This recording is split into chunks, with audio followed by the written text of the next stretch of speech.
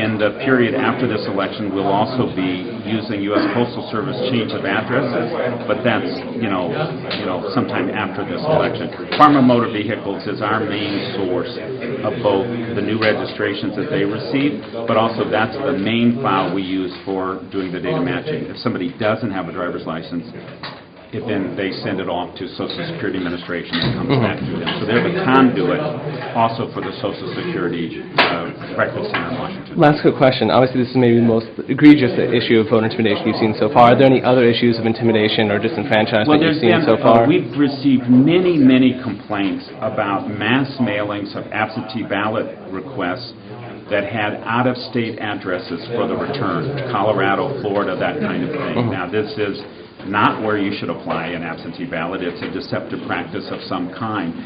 But also, there's been a lot of questions in people's mind. Why am I getting an absentee ballot? I didn't request it, that kind of thing. So, the citizens who complained have felt like, this was confusing, and their main question was, why did I get this? Am I not registered? Should I do this? And why does this say Steamboat Springs?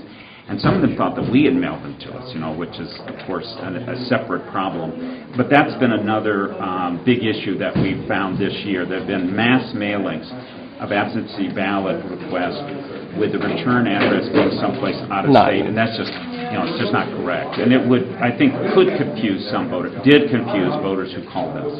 Thank you so much, Mr. Secretary. Does your office investigate those types of things? If there's a deceptive practice, in this case, we turned it over to the county attorney in the county in which it's received. So that was Hennepin County. And I think, that people have legitimate questions because they see the national news and they think, oh no, it's like that in Minnesota. And on the ACORN issue, you haven't seen any widespread problems here in Minnesota like you have? No. And so, in your opinion, you've addressed each of his, in his letter, you've addressed each of it adequately? Yeah.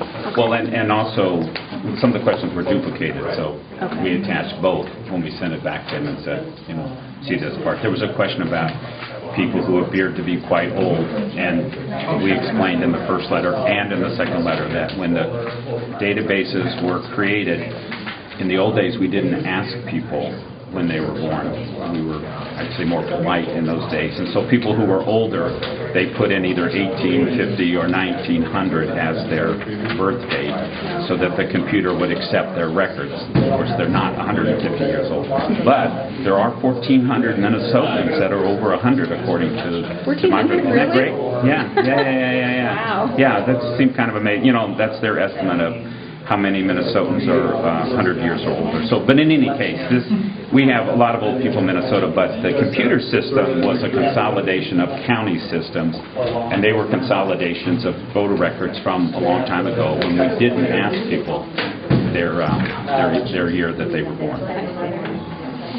I know only Minnesotans can act as election challengers now. Are there any rules on who can be an election challenger? I've heard rumors of off-duty cops maybe being hired. I think if you're a Minnesotan, and that's good. I mean, I think we want Minnesotans. Right. But then you have to make your challenge based on personal knowledge, and then you have to sign a...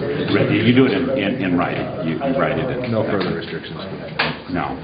I mean, challenges are a good thing. It's just not when they cause fights. That's it. Thank you. Thank you very much. Thanks a lot.